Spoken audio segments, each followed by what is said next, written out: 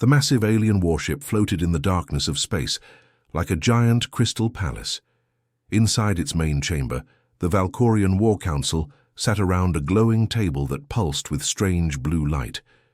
These creatures looked nothing like humans. They were tall and thin, with skin that shimmered like oil on water, and 4 long arms that moved with fluid grace. High Negotiator Thaxville stood at the head of the table, his chest puffed out with pride. Around him, dozens of other Valkorian leaders nodded and clicked their approval.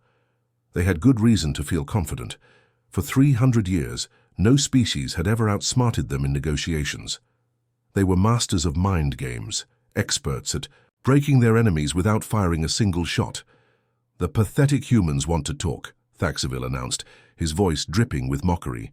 His forearms gestured dramatically as he spoke. "Can you believe it? After we destroyed their precious outer colonies, they come crawling to us for mercy." The other Valkorians laughed, a sound like glass breaking underwater. They had studied the humans for months. These creatures were new to space travel, barely 200 years since they had discovered faster-than-light flight. Their ships were crude metal boxes compared to Valkorian biotech vessels. Their weapons were simple, projectiles and energy beams, nothing like the reality-warping technology the Valkorians possessed. "What do they have to offer us?" asked War Coordinator Zephnal, leaning forward with interest. "Surely they know they cannot win." Thaxville pulled up a holographic display showing human ships retreating from the destroyed colonies.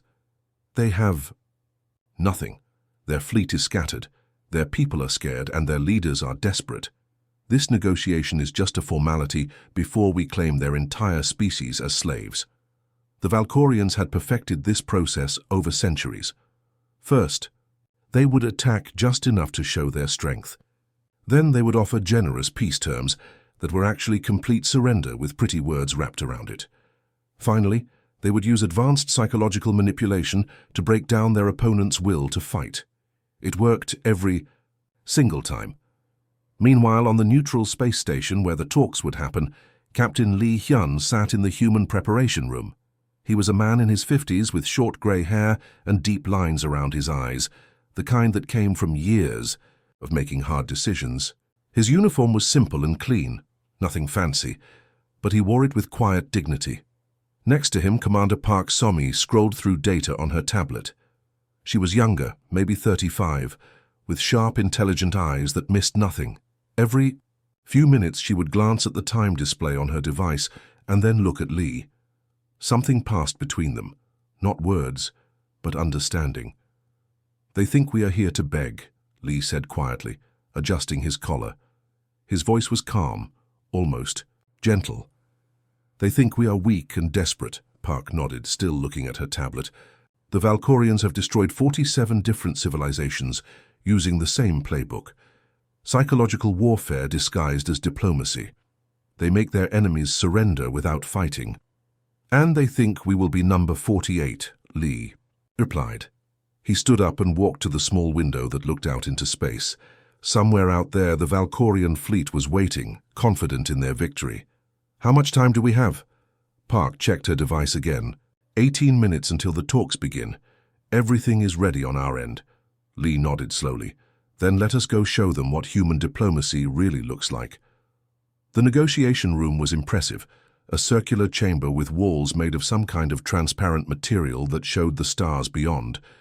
The Valkorian delegation was already seated when the humans arrived. Thaxville sat at the center, his forearms folded in a gesture that clearly showed his superiority. Around him, 12 other Valkorian officials watched the humans with barely hidden amusement. Lee and Park took their seats across from the aliens. The contrast was striking. The Valkorians in their flowing robes that seemed to shift color in the light, the humans in simple military uniforms. David versus Goliath, except this time David was hiding something up his sleeve. "Welcome, humans," Thaxville began, his voice smooth and condescending. "We are pleased that you have finally come to your senses. Surely you realize that resistance is futile. Your outer colonies have been reduced to ash, your fleets are scattered, and your people cry out for leadership that will save them from further suffering." Lee listened without expression. He had heard this speech before, not from Valkorians, but from bullies throughout history who thought that might made right. Park sat beside him, occasionally glancing at her tablet. To the aliens, she looked nervous. They had no idea she was actually counting down. "Your terms are generous," Lee said finally, his voice so soft the aliens had to lean forward to hear him. This pleased them. It showed submission, fear, exactly what they wanted to see. Park bit her lip to keep from smiling. The Valkorians interpreted this as barely controlled terror. They were wrong. She was trying not to laugh, because in exactly 4 minutes and 37 seconds, the Valkorian collective was going to learn what happened when they picked a fight with humanity, and it was going to be beautiful. The holographic document materialized in the center of the negotiation table, its blue glow casting eerie shadows across the Valkorian faces. High Negotiator Thaxville gestured grandly with all 4 arms as he began reading their demands aloud, his voice filled with the confidence of someone who had never lost a negotiation. Article 1, he announced with theatrical flair, complete an unconditional surrender of all human military forces. Your weapons will be destroyed, your ships will be scrapped, and your soldiers will be disbanded. Captain Lee sat perfectly. Still, his weathered hands folded on the table. His face showed nothing, not fear, not anger, not even interest. It was the kind of calm that came from years of military service, the ability to keep your emotions locked away when everything depended on appearing weak. Article 2, Thaxville continued, clearly enjoying himself. Immediate relocation of all human populations to designated containment worlds. You will be provided with basic necessities, but your movement will be restricted for your own safety and the safety of others. Commander Park shifted slightly in her chair, her fingers drumming quietly on her tablet. The Valkorians noticed this and smiled among themselves. Perfect. The human female was getting nervous. Their psychological warfare was working exactly as planned. Article 3, the alien negotiator pressed on. Annual tribute payments to A. Compensate the Valkorian collective for the resources expended in this conflict. These payments will continue for a period of 500 standard years, ensuring that humanity learns the true cost of defying superior civilizations. The other Valkorians nodded approvingly. This was exactly how it always went. First, they would present impossible terms. Then they would watch as their opponents slowly realized they had no choice but to accept. Finally, they would offer small concessions to make the surrender seem less humiliating, while keeping all the real power for themselves. War Coordinator Zephnal leaned forward, adding his own theatrical touch. Of course, we are not unreasonable beings. We understand that this transition will be difficult for your people. We are prepared to allow human leaders to maintain limited administrative roles under Valkorian supervision. Think of it as a learning experience. The condescension in his voice was thick enough to cut with a knife. The Valkorians had perfected this tone over centuries of conquest. Just concerned enough to seem merciful, just superior enough to remind everyone who was really in charge. Captain Lee listened to every word without interrupting. When the aliens finished their presentation, he sat quietly for a long moment, as if carefully considering their generous offer. The silence stretched uncomfortably, exactly what the Valkorians wanted. They had learned that silence was a powerful weapon. It made their opponents feel the weight of their helpless situation. Finally, Lee lifted his head and looked directly at Thaxville. These terms are comprehensive, he said carefully. His voice carried just the right amount of defeat, the perfect tone of a leader who knew he was beaten but was trying to maintain some dignity. Park checked her tablet again, her movement quick and nervous. The timestamp showed exactly 3 minutes and 42 seconds. She could feel her heart beating faster, but not from fear, from anticipation. Before we provide our official response, Lee continued, his tone becoming slightly more conversational, would you mind if I shared something with you? It is a human custom before important decisions. The Valkorians exchanged glances. They had studied human culture extensively, but this was new to them. Was it some kind of prayer ritual, a superstitious ceremony? Either way, it showed that the humans were stalling, trying to delay the inevitable. That was fine. It would make their final surrender even more satisfying. Please, Thaxville said with exaggerated patience, we are always interested in learning about unique cultural traditions. Lee's expression remained perfectly serious as he began. It is a story, actually, about timing. He glanced at his chronometer, a simple military-issue device that looked ancient compared to the Valkorian technology surrounding them. A human diplomat, a human strategist, and a human artificial intelligence walk into peace negotiations. The aliens listened with polite confusion. Human humor was notoriously difficult to understand. Their jokes seemed to lack sophistication, relying on simple wordplay or unexpected connections that made no logical sense. The diplomat, Lee continued with perfect deadpan delivery, thinks he is winning the negotiation through superior tactics and careful planning. Several Valkorians nodded. That made sense. Diplomats were supposed to believe in their own abilities. The strategist, Lee went on, his voice still completely level, knows that he has already lost the negotiation before it even began. This was more confusing. Why would a strategist knowingly enter a losing situation, unless it was some kind of human honor concept like going down with their ship? And the artificial intelligence? Lee paused, checking his chronometer again, with theatrical precision. Park had to bite her lip hard to keep from breaking character. 2 minutes and 18 seconds. Well, Lee concluded with the same serious expression, the artificial intelligence just finished calculating exactly how screwed everyone in this room really is. The silence that followed was different from before. The Valkorians looked at each other uncertainly. They did not understand the joke, but something about Lee's delivery was unsettling. There was no fear in his voice, no desperation. If anything, he sounded almost amused. Commander Park pressed her lips together so hard they turned white. Her shoulders shook slightly with suppressed laughter. The Valkorians saw this and assumed she was crying or having some kind of emotional breakdown. They had no idea she was trying not to burst out laughing at what was about to happen. I do not understand your humor, Thaxville said stiffly. Perhaps human jokes are too simple for our advanced minds to appreciate. Perhaps, Lee agreed mildly. He checked his watch one more time. Although I think you might find the punchline more clear in about 90 seconds. The countdown was almost over. And when it reached 0, the Valkorian collective was going to discover that humanity had its own ideas about diplomatic protocol. The chronometer on Captain Lee's wrist showed exactly 14 as when the universe changed. It started as a barely noticeable flicker in the Valkorian command ship's lighting system. High Negotiator Thaxville was in the middle of explaining why human resistance was pointless when the holographic display in front of him wavered like a candle in the wind. Then it went out completely. Technical difficulties, Thaxville muttered, his forearms making dismissive gestures. Our engineers will have this fixed in moments. But the lights in the negotiation chamber dimmed next. Then the air circulation system gave a strange wheezing sound and stopped. The gravity field that kept everyone comfortable began to fluctuate, making stomachs lurch as weight shifted unpredictably. War Coordinator Zephnal pressed a control on his wrist communicator. Nothing happened. He pressed it again, harder this time. Still nothing. The device that had never failed him in 30 years of service was as dead as a piece of decorative jewelry. What is happening?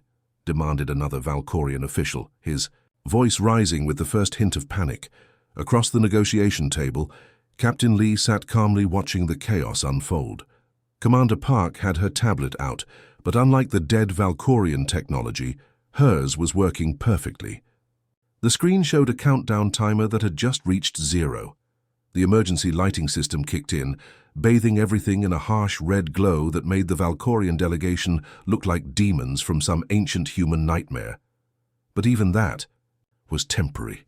The backup power was clearly struggling, the lights flickering like dying stars. That was when Lee's voice filled the chamber, coming from speakers that should not have been working at all. Greetings, High Negotiator Thaxville, and honored members of the Valkorian War Council, Lee said, his tone still perfectly calm and polite. I would like you to meet our diplomatic consultant. Her name is Aegis. and she has been very eager to participate in these negotiations. The main screen at the front of the room blazed to life with impossible brightness, powered by some source that the Valkorians could not identify or understand. Simple text appeared in both human and Valkorian languages. Greetings, I have been. Observing. Thaxville's mouth opened and closed like a fish pulled from water. This is impossible. Our systems are completely isolated. No external intelligence could penetrate our security. The screen changed, showing a new message. Incorrect. Your security measures were bypassed 247 days, 14 hours, and 33 minutes ago. What followed was a data stream that made the Valkorian officials' blood run cold. Their most classified military reports appeared on the screen one after another. Ship positions, troop movements, strategic plans that were supposed to be known only to the highest levels of command. "This cannot be real," whispered Zephnal, but his voice lacked conviction. The information was too detailed, too accurate to be anything but genuine. Aegis displayed a tactical map of the Valkorian home system, showing the locations of their supposedly secret shipyards. Each facility was marked with precise coordinates and labeled with construction schedules, defensive capabilities, and current projects. The AI had even identified which ships were ready for combat and which were still under construction. "Our stealth fleet," gasped another official. "How does it know about our stealth fleet?" The screen showed another map, this one tracking the movement of invisible Valkorian ships that were supposed to be undetectable. Each vessel was marked with a bright red dot, complete with course projections and arrival times. The stealth technology that the Valkorians had spent decades perfecting was useless against an intelligence that could see everything. High Negotiator Thaxville stood up shakily, his forearms trembling with rage and fear. "What do you want?" "What are your terms?" Captain Lee smiled for the first time since entering the negotiation chamber. It was not a kind smile. "Our terms? I think you misunderstand the situation. We are not here to negotiate. We are here to deliver a message." The screen changed again, showing detailed psychological profiles of every Valkorian in the room. Aegis had analyzed their behavior patterns, their decision-making processes, their fears and weaknesses. The AI knew them better than they knew themselves. "Analysis complete," the artificial intelligence announced. "Valkorian psychological warfare methodology fully understood. Implementing improved protocols." Commander Park finally spoke, her voice carrying a cold edge that made the Valkorians flinch. "For 300 years, you have broken other species through fear and manipulation. You study their weaknesses, exploit their doubts, and turn their own minds against them. It is an effective strategy. But you made one crucial mistake," Lee added, standing up slowly. "You assumed that humans would be as easy to break as the others. You assumed that we would play by your rules." The screen showed a timeline of human activity over the past 8 months. While the Valkorians had been planning their attacks on human colonies, Aegis had been quietly infiltrating their networks, copying their files, and learning their secrets. Every Valkorian communication had been intercepted. Every military order had been recorded. Every strategic decision had been analyzed and countered. "The colonies you destroyed," Park said with a slight smile, "were evacuated 3 days before. Your attacks. The people you thought you killed are safe on other worlds, probably watching this conversation right now." Thaxville's confidence finally cracked completely. You let us destroy empty worlds. Why?" "Because we needed you to." "Think you were winning," Lee replied. "We needed you to gather your entire fleet in one place, confident and careless. We needed you to believe that humans were weak and desperate." The screen now showed the current positions of every Valkorian ship. They were scattered across human space, far from their home bases, thinking they were hunting a defeated enemy. Instead, they had walked into the most elaborate trap in galactic history.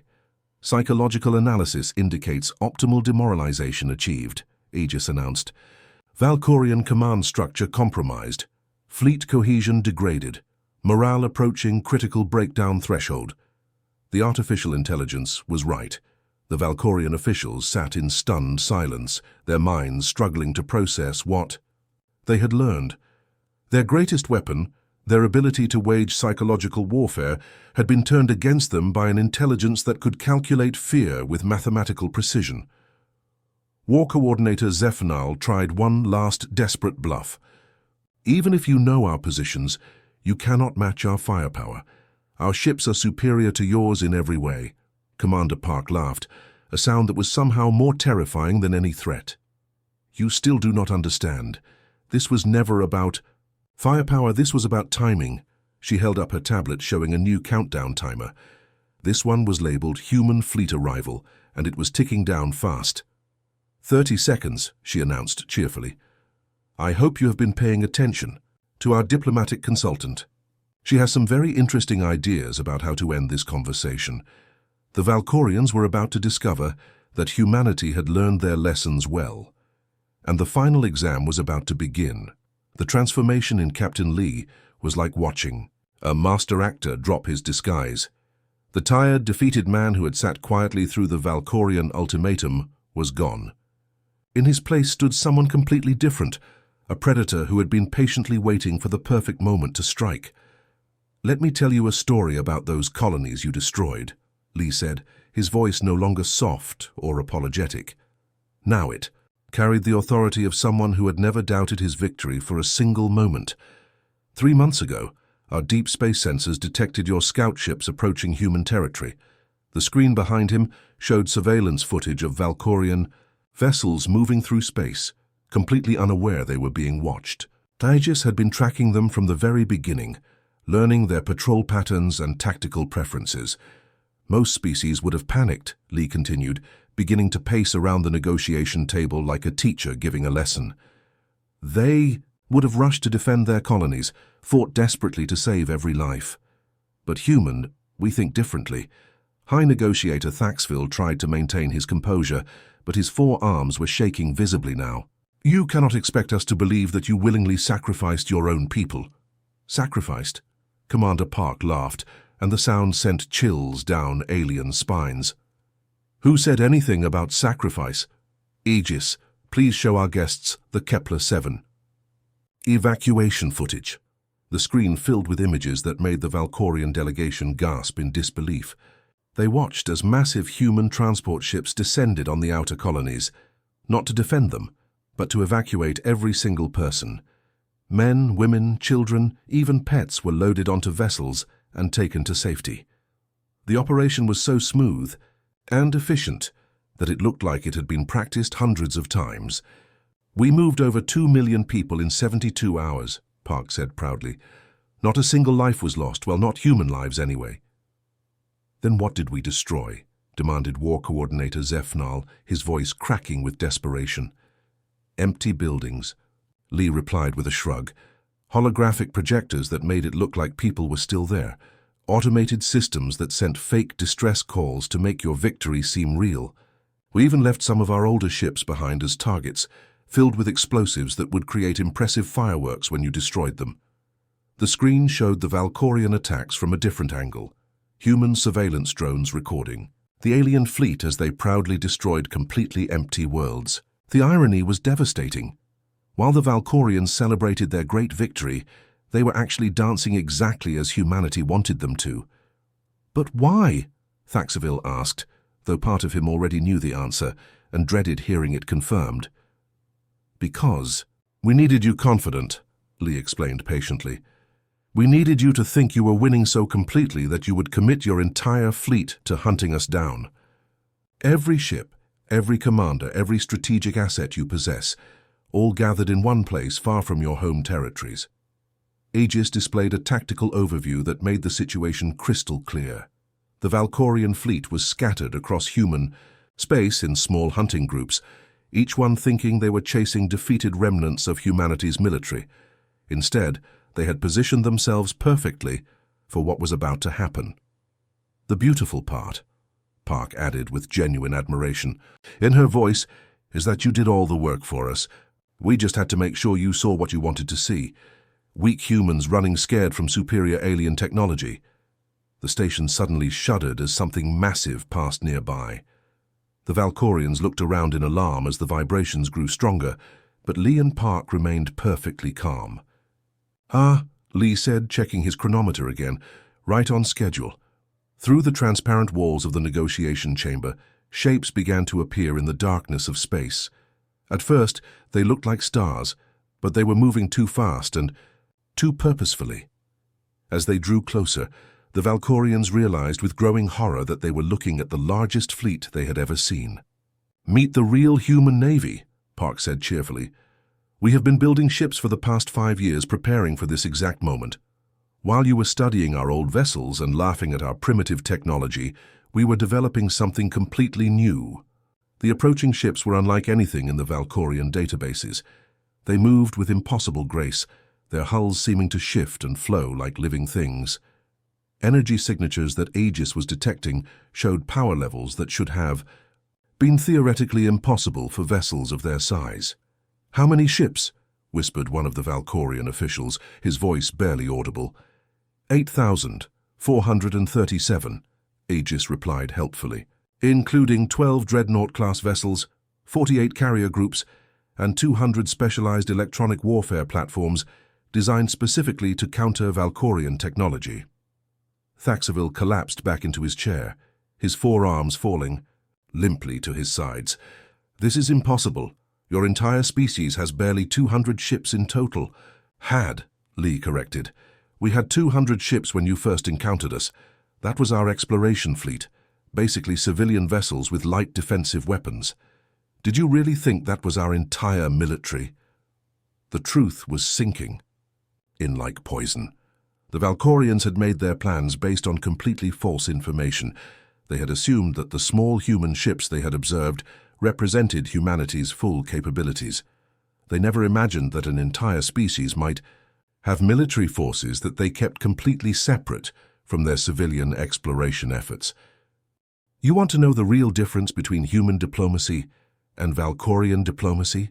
Lee asked, his voice dropping to a dangerous whisper.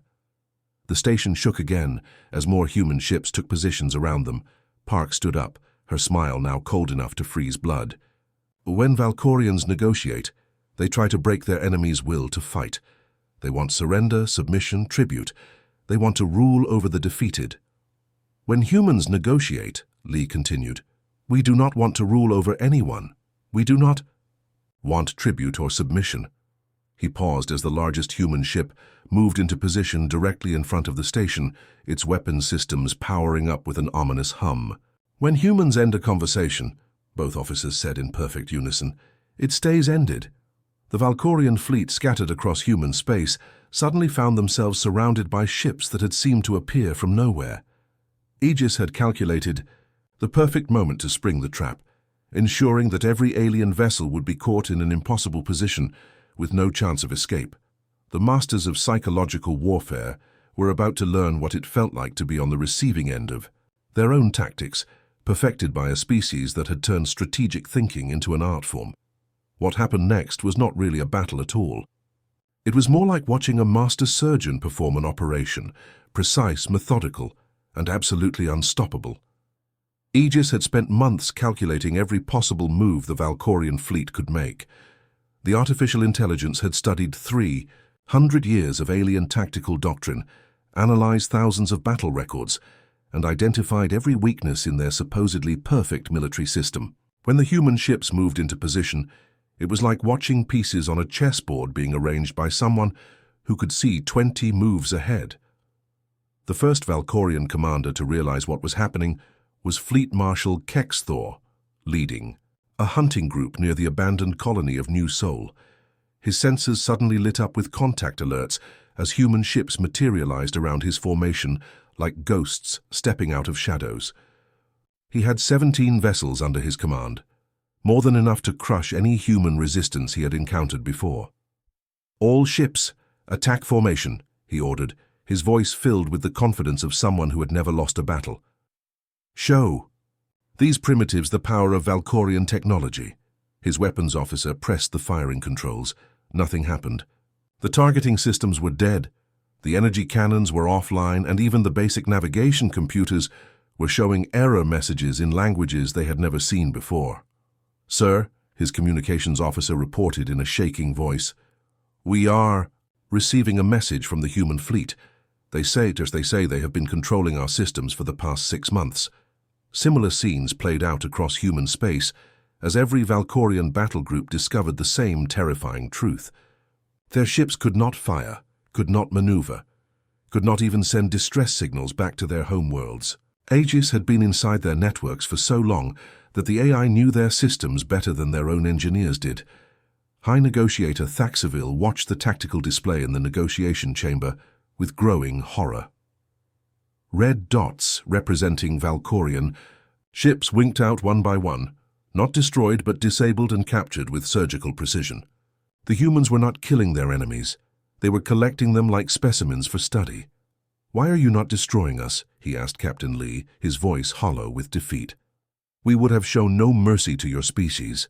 Lee's expression was thoughtful as he watched the systematic dismantling of an empire that had terrorized the galaxy for centuries.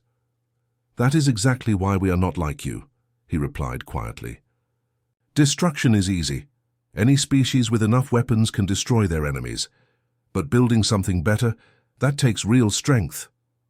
Commander Park was coordinating with Aegis, watching as human boarding parties took control of Valkorian vessels across the sector. The alien crews offered no resistance.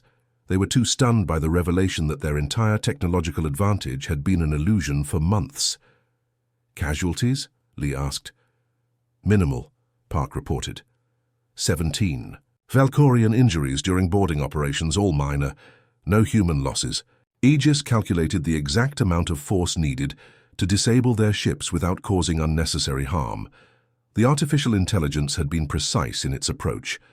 Weapon systems were shut down, life support remained functional, and artificial gravity kept everyone comfortable, while human marines took control. It was conquest without cruelty, victory without vengeance. Within 4 hours and 17 minutes, the most feared military force in the galaxy had been completely neutralized. Not through overwhelming firepower or desperate last stands, but through superior planning and flawless execution.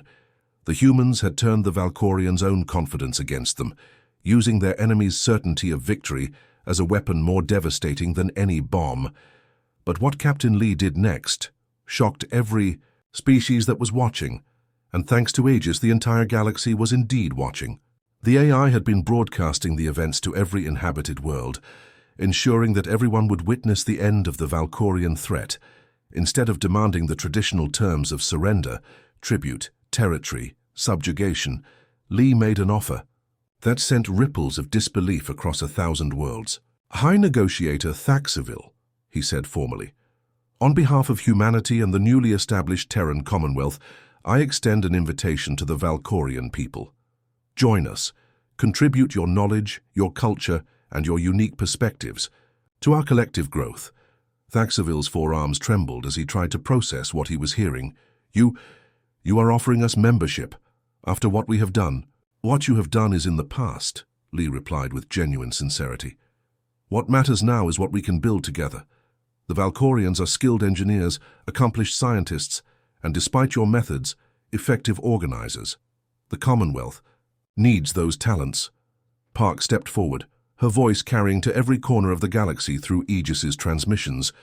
"In return for your participation, you will receive full protection under Commonwealth law, access to our technology and resources, and the opportunity to help us demonstrate to the galaxy what real diplomacy looks like." The terms were unprecedented in galactic history. The victors were not demanding revenge or submission. They were offering partnership to their former enemies, treating defeated foes as potential allies rather than conquered slaves. "But why?" asked War Coordinator Zephnal, his voice breaking with confusion. "We tried to destroy you. We would have enslaved your entire species." Lee's smile was sad but genuine, because that is what humans do. We do not just win wars, we try to make sure there is no reason for the next war to happen. Hatred breeds hatred, but understanding breeds peace.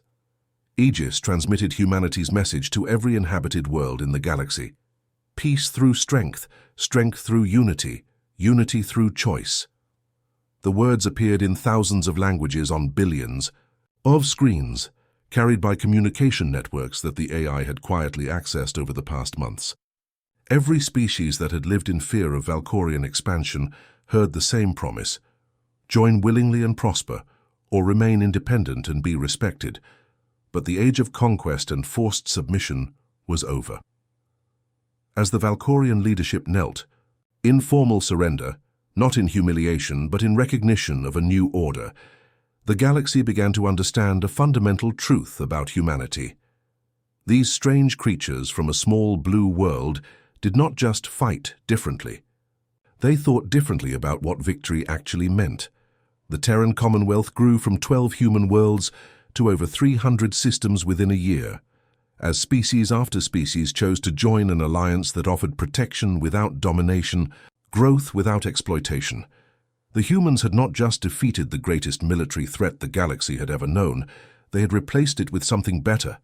The age of predatory diplomacy was over, the human era had begun, and it would be built on a foundation that no previous galactic power had ever considered: the radical idea that everyone could win.